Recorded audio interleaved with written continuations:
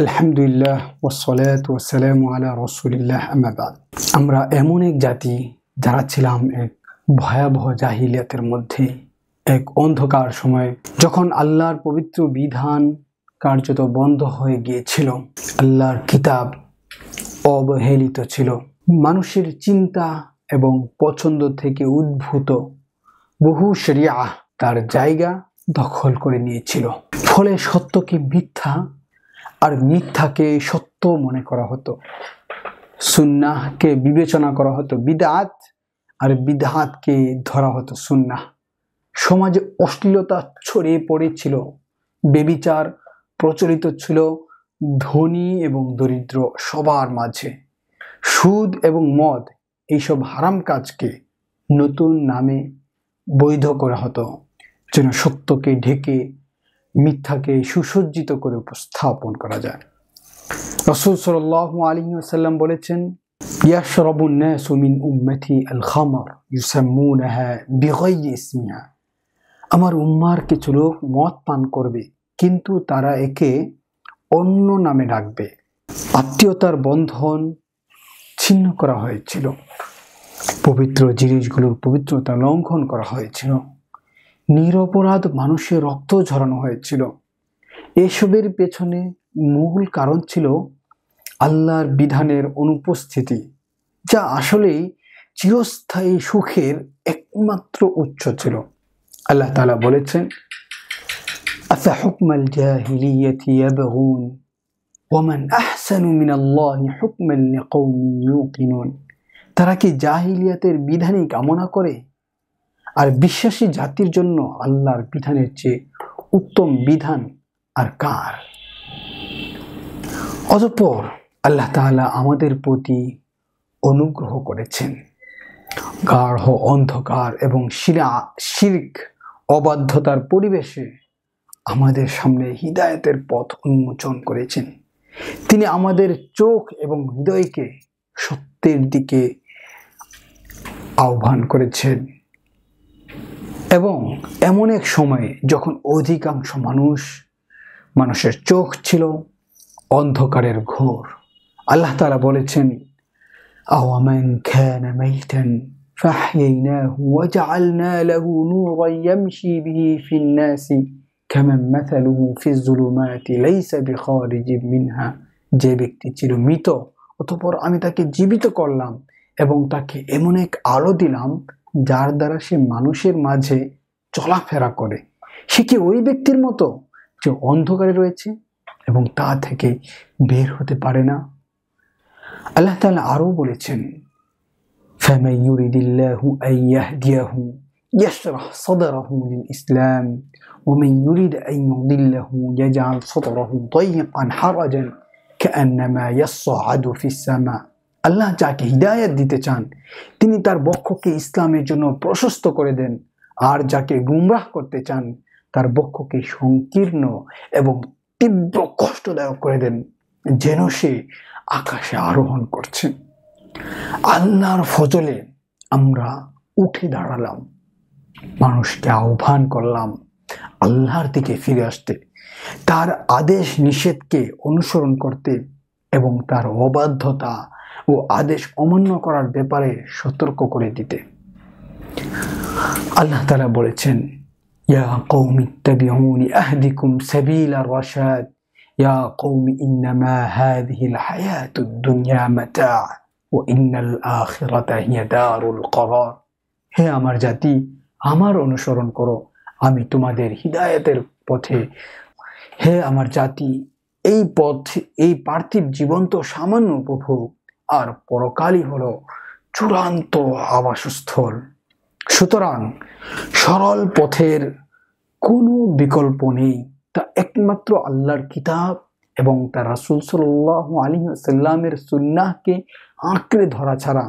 তারই বিধান মান্য করতে হবে, তারই ইবাদত করতে হবে, তারই বিধানকে শ্রেষ্ঠ এবং একমাত্র মান্য করতে হবে, ছোট হোক বড়, আল্লাহ তাআলা বলেছেন, ওয়ামা উমিরু ইল্লা লিয়াবুদুল্লাহা মুখলিসিনা লাহুদ্দিন। তাদেরকে তো কেবল এই নির্দেশ দেওয়া হয়েছিল যে তারা একনিষ্ঠভাবে আল্লাহর জন্য দ্বীনকে খাঁটি করবে, তারই ইবাদত করবে।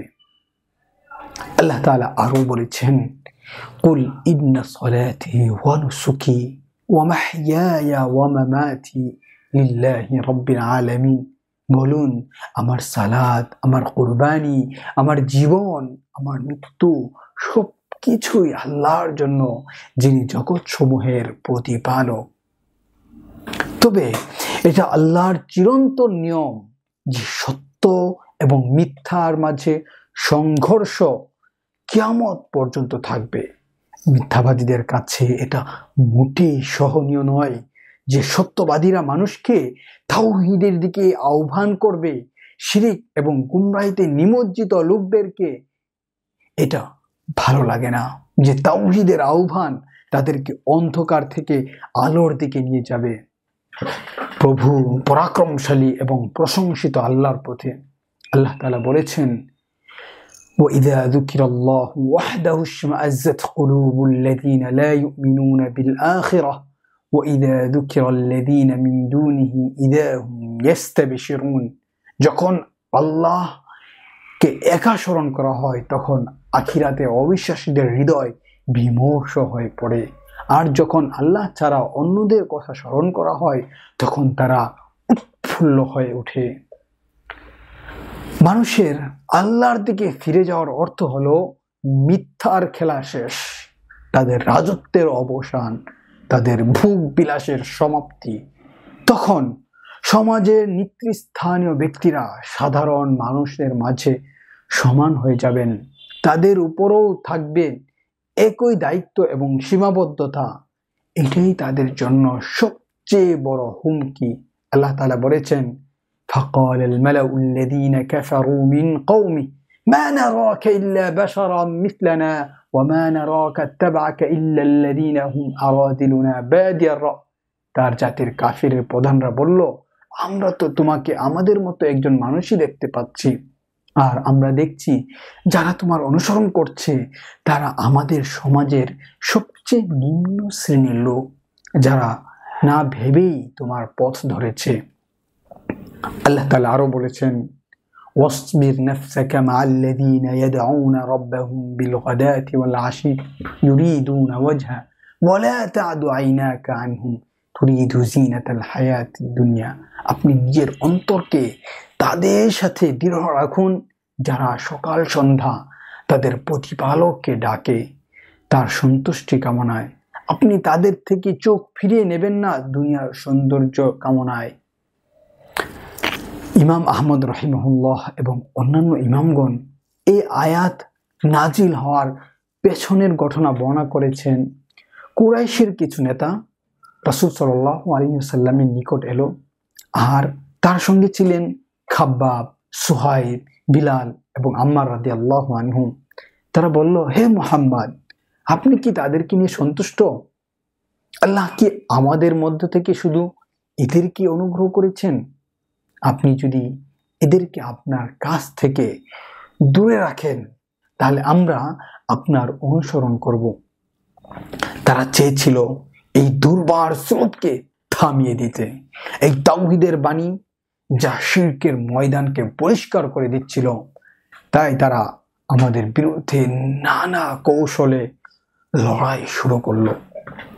আল্লাহ তাআলা বলেছেন, ওয়ামা নাকামু মিনহুম ইল্লা আইয়ুমিনু বিল্লাহিল আজিজিল হামিদ।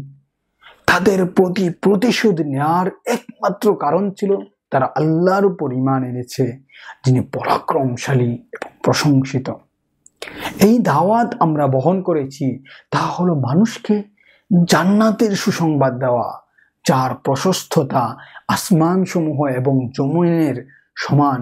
যদি তার আনুগত্য করে আর তারা অমান্য করে এবং নিজ খেয়াল খুশি অনুসরণ করে তাহলে আল্লাহর শাস্তির হুঁশিয়ারি তাদের জন্য। সে বিচারপতি যিনি আল্লাহ নাজিলকৃত বিধান পেতে রেখে বিচার করছেন।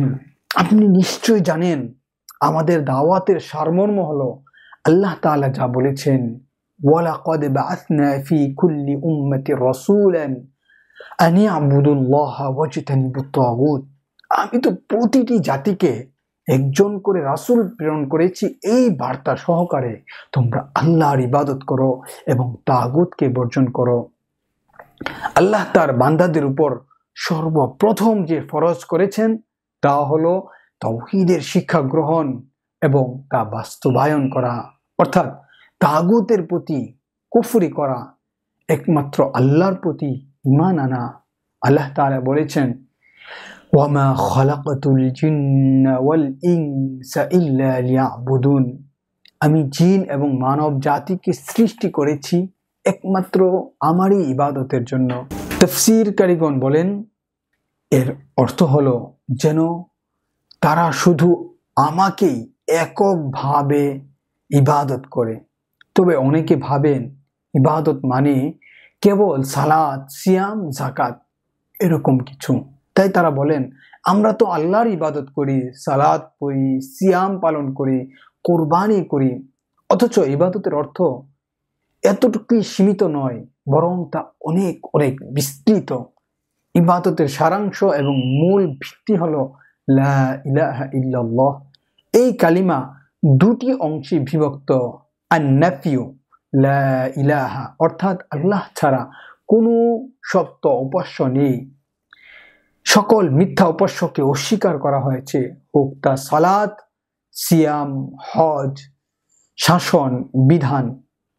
ইসবাত প্রতিষ্ঠা করা, ইল্লাল্লাহ অর্থাৎ শুধু আল্লাহর ইবাদত করা, শুধু সকল ব্যাপারে আল্লাহর আদেশ নিষেধ মান্য করা হবে, ছোট হোক বা বড়।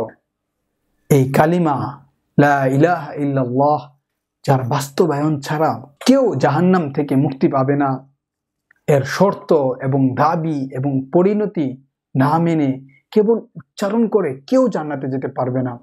আল্লাহ তাআলা বলেছেন, ফামান ইয়াকফুর বিত-তাগুতি ওয়া ইউমিন বিল্লাহি ফাকাদ ইসতামসাকা বিল উরওয়াতিল উসকা লা ইনফিসামা লাহা, যে তাগুতের প্রতি কুফর করে এবং আল্লাহর প্রতি ঈমান আনে সে এমন এক মজবুত হাতল ধরে নিয়েছে যা ভাঙার নয়। সূরা বাকারা আয়াত নং 256। এই আয়াতই লা ইলাহা ইল্লাল্লাহর ব্যাখ্যা। প্রথম অংশে ফামান ইয়াকফুর বিত-তাগুত, তাগুতের অস্বীকার, দ্বিতীয় অংশে ওয়া ইউমিন বিল্লাহ, আল্লাহর প্রতি একনিষ্ঠ বিশ্বাস, যে এই দুটি বিষয় পূর্ণ করে তাকেই আল্লাহ বলেন আল উরওয়াতুল উসকা, অটুট বন্ধন ধারণকারী। এই বন্ধনের সালাত, যাকাত, হজ ইত্যাদি ধারা এক একটি শাখা, কিন্তু কেউ যদি এই তাওহীদের এই মূল বন্ধন না আঁকড়ে ধরে তাহলে অন্য আমল তাকে উপকার দেবে না। আল্লাহ তাআলা বলেছেন, ওয়াকাদিমনা ইলা মা হামিলু মিন আমালিন ফাজআলনাহু হাবাআম মানসুরা, আর আমরা তাদের কৃত আমলগুলোর প্রতি দৃষ্টি দেব, তারপর সেগুলোকে ছায়ের মতো ছড়িয়ে দেব। সূরা ফুরকান আয়াত নং 23। কারণ এগুলো খাঁটি তাওহীদের ভিত্তির উপর প্রতিষ্ঠিত ছিল না। আল্লাহ তাআলা আরো বলেছেন, উজুহুন ইয়াওমাইদিন খাশিআহ হামিলাতুন নাসিবা, সেদিন কিছু চেহারা থাকবে বিনয়াবনত যারা ছিল পরিশ্রমী এবং ক্লান্ত। উমর ইবনুল খাত্তাব রাদিয়াল্লাহু আনহু একবার এক সন্ন্যাসীর কুটিরের সামনে দাঁড়িয়ে থাকেন, তাকে ডাকলেন। সে বাইরে এলে উমর রাদিয়াল্লাহু আনহু তাকে দেখলেন এবং কাঁদতে লাগলেন। তাকে জিজ্ঞাসা করা হলো, হে আমিরুল মুমিনিন, আপনি কেন কাঁদছেন?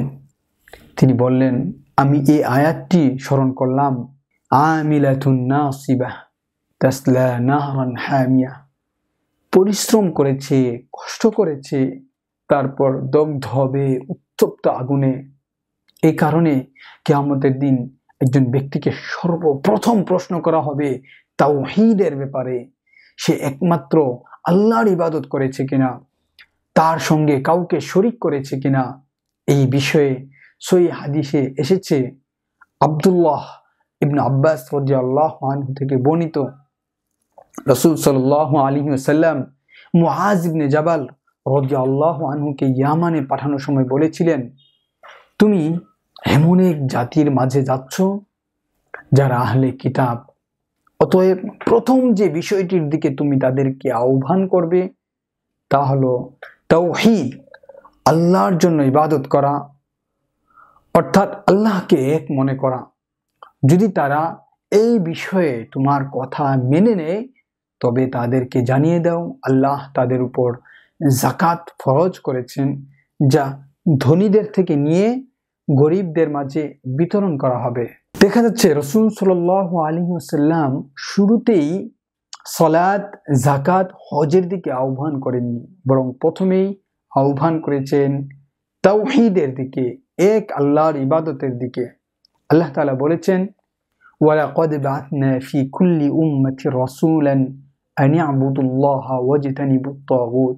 আমি প্রত্যেক জাতিকে একজন করে রাসূল প্রেরণ করেছি এই বার্তা সহকারে, তোমরা আল্লাহর ইবাদত করো এবং তাগুতকে বর্জন করো। সূরা আন-নাহল আয়াত নং 36। তাগুত শব্দের অর্থ, তাগুত শব্দটি এসেছে তগা মাজদার থেকে, যার অর্থ হলো সীমা অতিক্রম করা। আল্লাহ তাআলা বলেছেন, ইন্না লাম্মা তাগাল মাউ হামালনাকুম ফিল জারিয়া। যখন পানি সীমা অতিক্রম করেছিল তখন আমি তাদেরকে নৌকায় তুলে নিয়েছিলাম। তাগুতের শারঈ অর্থ হলো, তাগুত বলতে বোঝানো হয় যে বা যা আল্লাহ ছাড়া ইবাদতের বস্তু হিসেবে প্রতিষ্ঠিত হয়েছে এবং সে এতে সন্তুষ্ট থাকে। তাগুতের রূপ বিভিন্ন হতে পারে, কখনো তা কোনো মূর্তি, কখনো কবর বা মানুষ, কখনো কখনো তা হয়ে ওঠে আইন বা বিধান। পূর্ববর্তী এবং বর্তমান যুগের তাগুত, জাহিলিয়াতের যুগে মানুষ মূর্তিগুলোর ইবাদত করত, সেগুলোকে উদ্দেশ্য করে পশু জবেহ করত, দোয়া করত। তাদের পরবর্তী যুগে কিছু মানুষ কবরের উপাসনা শুরু করলে তাদের উদ্দেশ্যে জবে, তাওয়াফ এবং দোয়া, ওসিলা ইত্যাদি করা শুরু করলো। এবং আজকের বর্তমান যুগে মানুষ আরেক নতুন প্রকারের তাগুতের উপাসনায় লিপ্ত হয়েছে।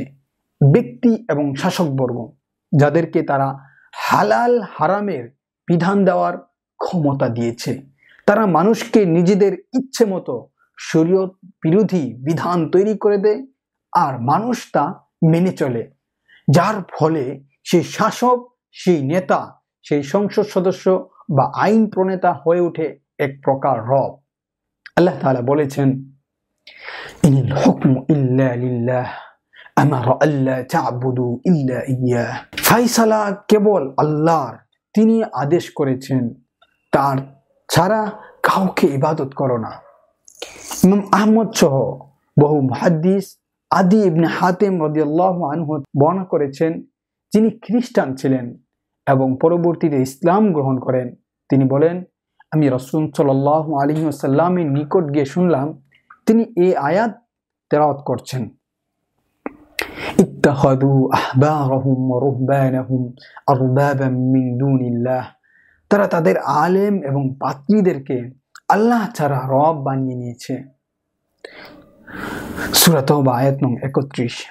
আমি বললাম, হে আল্লাহর রাসূল, আমরা তো কখনো তাদের ইবাদত করিনি। রাসূল সাল্লাল্লাহু আলাইহি ওয়াসাল্লাম জিজ্ঞেস করলেন, তারা কি তোমাদের জন্য হারামকে হালাল এবং হালালকে হারাম করে দেয়নি আর তোমরা তা মান্য করনি? আমি বললাম, ইয়া রাসূলুল্লাহ, হ্যাঁ। তিনি বললেন, এটাই তো তাদের ইবাদত করা। ইমাম ইবনে তাইমিয়া রাহিমাহুল্লাহ বলেছেন, যারা আল্লাহর বিধান পরিবর্তন করে হারামকে হালাল এবং হালালকে হারাম করে দেয় এবং কেউ জেনে শুনে তা মেনে নেয়, সেই ব্যক্তি কাফির। আর এই মান্যতা শরীয়ত বিরোধী বিধানের অনুসরণ নিজেই শিরক, যদিও সে ওই শাসককে সিজদা না করে। তিনি মজমুআতুল ফাতাওয়ায় আরো বলেছেন, যদি কেউ কোরআন এবং সুন্নাহর জ্ঞান থাকা সত্ত্বেও শাসকের বিদ্বেষপূর্ণ শরীয়ত বিরোধী হুকুম মেনে চলে তবে সে মুরতাদ কাফির হিসাবে পরিগণিত হবে, যিনি আল্লাহর নাজিলকৃত বিধানের বাইরে বিচার করছেন। এখন আপনি যদি বুঝে থাকেন সরাসরি কুফর এবং স্পষ্ট শিরক হলো আল্লাহর পরিবর্তে অন্য কাউকে আইন প্রণেতা হিসেবে গ্রহণ করা, সে ব্যক্তি হোক কোনো আলেম আর রাজা, সংসদ সদস্য বা গোত্র প্রধান, তাহলে জেনে রাখুন আল্লাহ তাআলা স্পষ্টভাবে ঘোষণা করেছেন, ইন্নাল্লাহা লা ইয়াগফিরু আন ইউশরাকা বিহি ওয়া ইয়াগফিরু মা দুনা যালিকা লিমান ইয়াশা। নিশ্চয়ই আল্লাহ তার সঙ্গে শিরক করা ক্ষমা করবেন না, তবে শিরক ব্যতীত যা কিছু আছে তিনি যাকে ইচ্ছা ক্ষমা করবেন। সূরা নিসা আয়াত নং 48। আর আপনার সংবিধান যেখানে রয়েছে আইন প্রণয়নের ক্ষমতা রাজা এবং সংসদ সদস্যদের উপর ন্যস্ত, আইন প্রণয়ন অন্যান্য ক্ষমতা এই সংবিধানের আওতায় প্রয়োগ করা হবে। তাহলে যে কেউ এই নতুন ধর্মকে আল্লাহর দ্বীনের পরিবর্তে তৈরি এই কুফরি বিধান ব্যবস্থাকে গ্রহণ করেছে এবং এই আইন প্রণেতাদেরকে আল্লাহর শরীক রূপে স্বীকৃতি দিয়েছে, সে আসলে তাদেরকে রব বানিয়ে নিয়েছে। কেননা সে আল্লাহর সঙ্গে তাদেরকেও ইবাদতের একটি রূপ অংশীদার করেছে। শেখ আহমদ শাকির রাহিমাহুল্লাহ বলেছেন, যিনি মিশরের একজন প্রখ্যাত ইসলামিক বিচারক ছিলেন, তিনি বলেন, এই আইনগুলো যা ইসলাম বিদ্বেষীরা মুসলমানদের উপর চাপিয়ে দিয়েছে আসলে একটি নতুন ধর্ম যা মুসলমানদের আসল ধর্মের পরিবর্তে প্রতিষ্ঠিত হয়েছে, কারণ তারা আধুনিক শাসকরা এই আইন মান্য করা আবশ্যক করে দিয়েছে। মানুষের অন্তরে এগুলোর প্রতি ভালোবাসা, শ্রদ্ধা এবং সম্মান সঞ্চার করেছে। এমনকি এমন কথা বলতে দ্বিধা করেনি আইনের পবিত্রতা, আদালতের মর্যাদা ইত্যাদি। অথচ একই মানুষ ইসলামী শরীয়তের ব্যাপারে বলে এটা পশ্চাৎপদতা, বর্বরতা কিংবা জাহিলি আইন। তারা এমন শিক্ষা ব্যবস্থা তৈরি করেছে যেখানে এই কুফরি আইনকে বলা হচ্ছে ল, আর যারা এগুলোকে অধ্যয়ন করছে তাদেরকে বলা হচ্ছে লয়ার। আর ধীরে ধীরে এমন পর্যায়ে পৌঁছেছে যে তারা ইসলামী শরীয়তের কোনো অংশকেই আর সমাজের উপযোগী বলে মনে করে না, বরং স্পষ্টভাবে বলে দেয় শরীয়তের অনেক কিছুই এই আধুনিক যুগের সাথে যায় না, এগুলি বর্বর।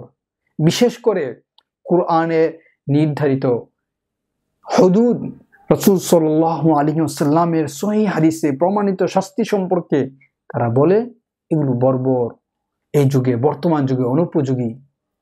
তিনি আরো বলেন, এই নতুন ধর্ম যেটা কুফরি সংবিধানের ভিত্তিতে তৈরি হয়েছে সেটাকে তারা শিক্ষিত এবং উন্নত রূপে উপস্থাপন করেছে। তারা এমন কিছু শ্রেণীতে তৈরি করেছে যারা এই কুফরি ধর্মে পাণ্ডিত্য অর্জন করে ইউরোপীয়দের চেয়েও শ্রেষ্ঠ হতে চায়।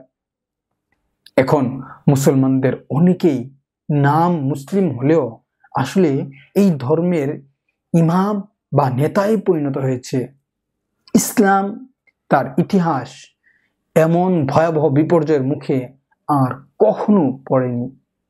শেষে তিনি বলেছেন, আজ এই নতুন ধর্ম, এই কাফের সংবিধানই অধিকাংশ মুসলিম দেশে বিচার এবং শাসনের মূলনীতি। হোক না কিছু অংশ ইসলামী শরীয়তের সঙ্গে মিলে যায়, তবু মূল কাঠামো হলো কুফর। এখন চিন্তা করুন, আপনাদের আইন প্রণেতারা যেমন, তারা এখন কোথায়?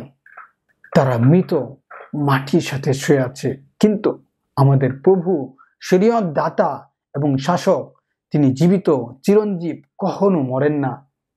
আল্লাহ তাআলা বলেছেন, আফা হুকমাল জাহিলিয়াতি ইয়াবগুন ওয়া মান আহসানু মিনাল্লাহি হুকমান লিকাওমিন ইউকিনুন। তারা কি জাহিলিয়াতের বিধান কামনা করে? আর ইমানদারদের জন্য আল্লাহর বিধানের চেয়ে উত্তম বিধান কি আছে? সূরা মায়েদা আয়াত নং 50।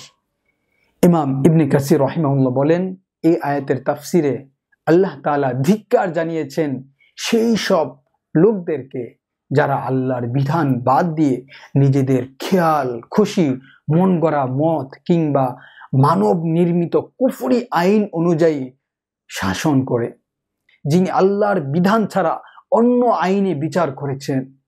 এই কারণেই আমাদের জাতি আমাদেরকে শত্রু মনে করে তারা সবাই এক হয়ে আমাদের বিরুদ্ধে প্রতিরোধ গড়ে তুলেছে, স্পষ্ট শত্রুতা এবং বিদ্বেষ দেখিয়েছে, তাদের সকল রকম শক্তি এবং সম্পদ কাজে লাগিয়েছে আমাদের এই মহান দাওয়াতকে ধ্বংস করার জন্য।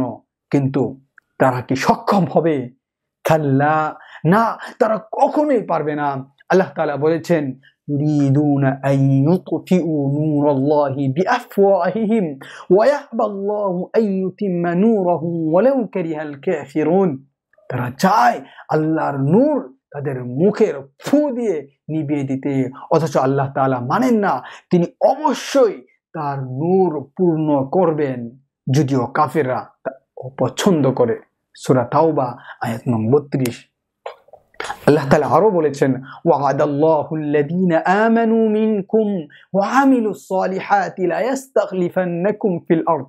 আল্লাহ তোমাদের মধ্যে যারা ঈমান এনেছে এবং নেক আমল করেছে তাদের ওয়াদা দিয়েছেন তিনি অবশ্যই তাদেরকে পৃথিবীতে খিলাফা দান করবেন, যেমন করে পূর্ববর্তীদের তিনি খিলাফা দান করেছিলেন। সূরা নূর আয়াত নং 55। সুতরাং আমাদের বিষয়টা আসলে এটি একটি দাওয়া, একটি আকীদা, একটি দ্বীন। আমাদের উপর দীর্ঘদিন ধরে অত্যাচার চলছে। মূল কারণ ছিল আমাদের ভাইয়েরা এই মহান দাওয়াত, নবীদের দাওয়াতকে ছড়িয়ে দেওয়া শুরু করেছিলেন। তারা মসজিদে মসজিদে ঘরে ঘরে তাওহীদের পাঠ পড়াতেন। উদ্দেশ্য ছিল মানুষকে শিরক থেকে মুক্ত করে তাওহীদের পথে আনা, দুনিয়ার সংকীর্ণতা থেকে আখিরাতের প্রশস্ততার দিকে নিয়ে আসা, জুলুম অন্যায় থেকে ন্যায় এবং নিরাপত্তায় নিয়ে আসা, জাহান্নামের আগুন থেকে মুক্ত করে জান্নাতের দিকে ফিরিয়ে আনা। আল্লাহ তাআলা বলেছেন, ইয়া কওমানা আজিবু দাঈয়াল্লাহ ওয়া আমিনু বিহি ইয়াগফির লাকুম মিন দুনুবিকুম ওয়া ইউজিরকুম মিন আযাবিন আলীম। হে আমাদের জাতি, তোমরা আল্লাহর আহ্বানে সাড়া দাও, তার প্রতি ঈমান আনো, তিনি তোমাদেরকে গুনাহ ক্ষমা করবেন এবং তোমাদেরকে কষ্টদায়ক শাস্তি থেকে রক্ষা করবেন। সূরা আহকাফ আয়াত নং 31। আমরা শুনেছি কিভাবে মাজলুম আলেমদেরকে নির্দয়ভাবে অকথ্য নির্যাতন করা হয়েছে, বিভিন্ন মামলা দিয়ে কিছু ভাইকে চরম নির্যাতন এবং অপমান করেছে। নিপীড়ন বলা যাবে না, বরং একে বলা যায় মানবতা এবং মর্যাদাকে পিষে ফেলা। রাসূল সাল্লাল্লাহু আলাইহি ওয়াসাল্লাম এর হাদিসে এসেছে, এক ব্যক্তি এসে রাসূল সাল্লাল্লাহু আলাইহি ওয়াসাল্লামকে বললেন, হে আল্লাহর রাসূল, যদি কেউ আমার সম্পদ জোর করে নিতে চায় আমি কি তাকে দিয়ে দেব? রাসূল সাল্লাল্লাহু আলাইহি ওয়াসাল্লাম বললেন, না, তুমি তাকে দেবে না। সে বলল, আর যদি সে আমার সঙ্গে যুদ্ধ করে? তিনি বললেন, তুমি যুদ্ধ করবে। সে বলল, আর যদি আমি তাকে হত্যা করি? তিনি বললেন, সে জাহান্নামে যাবে। সে বলল, আর যদি সে আমাকে হত্যা করে? তিনি বললেন, তুমি শহীদ হবে। শাইখুল ইসলাম ইবনে তাইমিয়া রাহিমাহুল্লাহ বলেছেন, আক্রমণকারী শত্রু যে দ্বীনের ক্ষতি করে তাকে প্রতিহত করা ঈমানের পরে সর্বাপেক্ষা গুরুত্বপূর্ণ কাজ। আমরা আলহামদুলিল্লাহ এক মহান দাওয়াতের ধারক, যে দাওয়াত নবীদের হাত থেকে শুরু হয়েছিল। তাই যারা এই দাওয়াত বহন করবে তাদের হতে হবে সম্মান, আত্মমর্যাদা, সাহস এবং হিম্মতের অধিকারী। আল্লাহর কসম, মৃত্যু আমাদের কাছে অধিক প্রিয় যদি তা আমাদের সম্মান রক্ষার জন্য হয়। ওয়াকাযালিকা নুফাসসিলুল আয়াত ওয়ালিতাস্তাবিনা সাবিলাল মুজরিমিন। এভাবে আমি আয়াতসমূহ বিশদভাবে বর্ণনা করি যাতে অপরাধীদের পথ স্পষ্টভাবে প্রকাশ পায়। সূরা আনআম আয়াত নং 55। আমরা জানি এই দাওয়া বহন করা মানে হচ্ছে বহু ধরনের কষ্ট, ত্যাগ এবং প্রতিরোধের সম্মুখীন হওয়া। আল্লাহ তাআলা আগেই জানিয়ে দিয়েছেন, লাতাবলুওয়ান্না ফি আমওয়ালিকুম ওয়া আনফুসিকুম ওয়া লাতাসমাউন্না মিনাল্লাযীনা উতুল কিতাবা মিন ক্বাবলিকুম ওয়া মিনাল্লাযীনা আশরাকু আযান কাসীরা ওয়া ইন তাসবিরু ওয়া তাত্তাকু ফাইন্না যালিকা মিন আজমিল উমুর। তোমাদের অবশ্যই পরীক্ষা করা হবে, তোমাদের ধন সম্পদ জানমালের মাধ্যমে। তোমরা শুনবে পূর্ববর্তী আহলে কিতাব ও মুশরিকদের কাছ থেকে অনেক কষ্টদায়ক কথা, কিন্তু যদি তোমরা ধৈর্য ধারণ করো এবং তাকওয়া অবলম্বন করো তবে সেটি দৃঢ় সংকল্পের পরিচায়ক। সূরা আলে ইমরান আয়াত নং 186। আজ তোমরা যাদেরকে গণতন্ত্র নামে আহ্বান করো, সেই গণতন্ত্র নামক কুফরি ধর্মের ছত্র ছায়ায় তোমরা মানুষ হত্যা করো, মদ এবং ব্যভিচারকে বৈধতা দাও, সমাজে দুর্নীতি এবং অধপতনের পথকে প্রশস্ত করো। তোমাদের মিডিয়া, টেলিভিশন, পত্রিকা, সংবাদপত্র সবই এই ধর্মকে প্রচার করে। এটাকে সাজিয়ে গুছিয়ে বলে গণতন্ত্র মানে ন্যায় বিচার, ভারসাম্য, ব্যক্তি স্বাধীনতা, নাগরিক অধিকার। কিন্তু বাস্তবতা কি? তোমরা একজন মুসলিমকে হত্যা করো, তার অপরাধ শুধু এটাই সে সত্য বলেছে, তার বিরুদ্ধে অভিযোগ দাঁড় করাও, সে তার বিরুদ্ধে। এটাই কি তোমাদের সভ্যতা?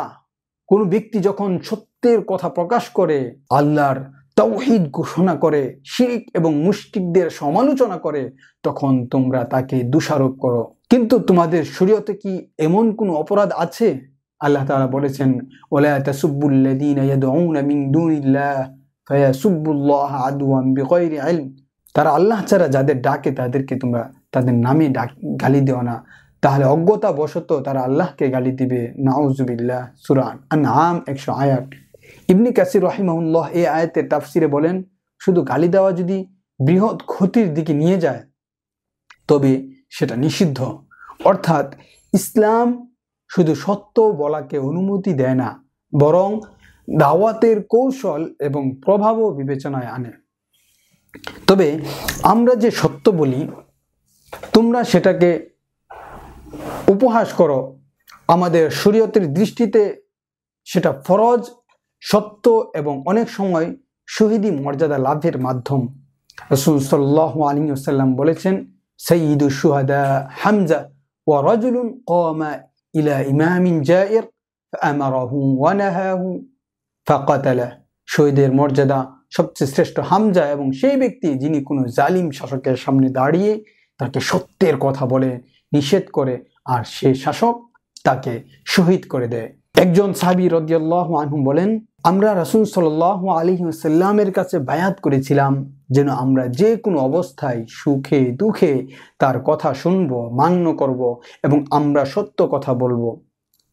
আল্লাহর ব্যাপারে কোনো নিন্দুকের ভয় করব না। সহিহ মুসলিম। আল্লাহ রাব্বুল আলামিন তাদের প্রশংসা করে বলেন, আল্লাযীনা ইউবাল্লিগুনা রিসালাতিল্লাহি ওয়া ইয়াখশাউনাহু ওয়া লা ইয়াখশাউনা আহাদান ইল্লাল্লাহ ওয়া কাফা বিল্লাহি হাসিবা। যারা আল্লাহর বাণী পৌঁছে দেয় তাকেই ভয় করে এবং আল্লাহ ছাড়া আর কাউকে ভয় করে না, আল্লাহ হিসাবে গ্রহণের জন্য যথেষ্ট। সূরা আহজাব আয়াত নং 39। সুতরাং যখন একজন তাওহীদবাদী ব্যক্তি উঠে দাঁড়িয়ে সত্য কথা বলে, কুরআন এবং সুন্নাহর আলোকে মানুষকে তাওহীদের দিকে আহ্বান করে, শিরক, কুফর এবং মুশরিকদের সম্পর্কে সতর্ক করে, তখন তোমরা তো ঘোষণা করো সে মৌলবাদ। তাহলে কি কোরআনের আয়াত পাঠ করাই কি অপরাধ? আল্লাহ তাআলা বলেছেন, ওয়ামান লাম ইয়াহকুম বিমা আনজালাল্লাহ ফাউলাইকা হুমুল কাফিরুন। যে ব্যক্তি আল্লাহর নাজিলকৃত বিধান অনুযায়ী বিচার করে না সেই কাফির। সূরা মায়েদা আয়াত নং 44। তাহলে যে কেউ কোরআনের এই স্পষ্ট আয়াত মানুষের সামনে তুলে ধরে এবং বলে আল্লাহর বিধান ছাড়া অন্য কিছু দ্বারা বিচার করা কুফর, তাকে তোমরা অভিযুক্ত করো মৌলবাদ হিসেবে। রাসূল সাল্লাল্লাহু আলাইহি ওয়াসাল্লাম বলেছেন, ইয়াকুনু ফি আখিরি জামানি উমারাউন যালামা উজারাউন ফাসাকা ওয়া কুদাতুন খুনা ওয়া ফুকাহাউন কাযিবা ফামান আদরাকা যালিকা الزمان ولا يكون لهم جائرا ولا شرطيا। শেষ জামানায় আসবে জালিম শাসক, পাপিষ্ঠ মন্ত্রী, বিশ্বাসঘাতক বিচারক, মিথ্যাবাদী ফকিহ, যে ওই সময়কে পাবে সেই যেন তাদের কোনো ট্যাক্স কালেক্টর, দলপতি, নেতা বা পুলিশ না হয়। মুসনাদ আহমদ। আমরা এই হাদিস উপস্থাপন করে যখন সতর্ক করি, তখন তোমরা আমাদেরকে বলছো মৌলবাদ। এমন এক যুগ এসেছে যেখানে সত্যকে মিথ্যা বানানো হয় আর মিথ্যাকে রঙিন করে সত্যরূপে উপস্থাপন করা হয়। নবীগণ, বিশেষত আমাদের নবী মুহাম্মদ সাল্লাল্লাহু আলাইহি ওয়াসাল্লাম যখন তাওহীদের দাওয়াত দিলেন, তখন মুশরিকরা তাকে জিজ্ঞেস করেছিলেন, তুমি কি আমাদেরকে দেবতাগুলোর নিন্দা করো, আমাদের পূর্বপুরুষদের বোকা বলো? আল্লাহ তাআলা বলেন ইব্রাহিম আলাইহিস সালাম সম্পর্কে, আফাতা'বুদুনা মিন দুনিল্লাহি মা লা ইয়ানফাউকুম শাইআন ওয়া লা ইয়াদুররুকুম উফফিল লাকুম ওয়া লিমা তা'বুদুনা মিন দুনিল্লাহ আফালা তাকিলুন। তিনি বললেন, তোমরা কি এমন কিছুর ইবাদত করো যা তোমাদের কোনো উপকার বা ক্ষতি করতে পারে না? ধিক তোমাদের এবং তোমাদের এই মিথ্যা উপাস্যদের উপর। তোমরা কি জ্ঞান বুদ্ধি রাখো না? আল্লাহ রাসূল সাল্লাল্লাহু আলাইহি ওয়াসাল্লামকে কুরাইশের নেতারা বলেছিল, তুমি কি সেই ব্যক্তি যে আমাদের উপাসকদের গালি দেয় এবং আমাদের বুদ্ধিকে তুচ্ছ করে? রাসূল সাল্লাল্লাহু আলাইহি ওয়াসাল্লামের উত্তর কি ছিল? তিনি বলেছিলেন, হ্যাঁ, এটা কোনো গালি ছিল না, কিন্তু তাওহীদের দাওয়াত, প্রমাণ ভিত্তিক যুক্তিপূর্ণ দয়া ভরা আহ্বান। কিন্তু মুশরিকরা তাকে অপমান ভাবত। আজ আমরা যদি সেই নবী সাল্লাল্লাহু আলাইহি ওয়াসাল্লামের পথে চলি, আমাদেরকেও তোমরা বলো তারা গালি দেয়, তারা বিদ্বেষ ছড়ায়। তোমরা বলে থাকো তোমাদের মূলনীতি হলো আল্লাহ, দেশ, রাজা, এই তিনটি স্তম্ভে জাতি গঠিত। এখানে প্রশ্ন হলো, এই ক্রম অনুযায়ী তো আল্লাহ সবচেয়ে বড় হওয়া উচিত, তারপর দেশ, তারপর রাজা। তাহলে কেন তোমাদের আইন অনুযায়ী যদি কেউ আল্লাহকে গালি দেয়, সে হয়তো মাত্র কয়েকদিন কারাবন্দী হয় বা অল্প সাজা পায়, কিন্তু কেউ যদি রাষ্ট্রপতিকে গালি দেয় তাহলে তার জন্য হয় মৃত্যুদণ্ড অথবা যাবজ্জীবন কারাদণ্ড। তবে তোমাদের আইনে, তোমাদের শরীয়তে আসলে ইলাহ কে, যিনি আল্লাহর বিধান ছাড়া বিচার করেন?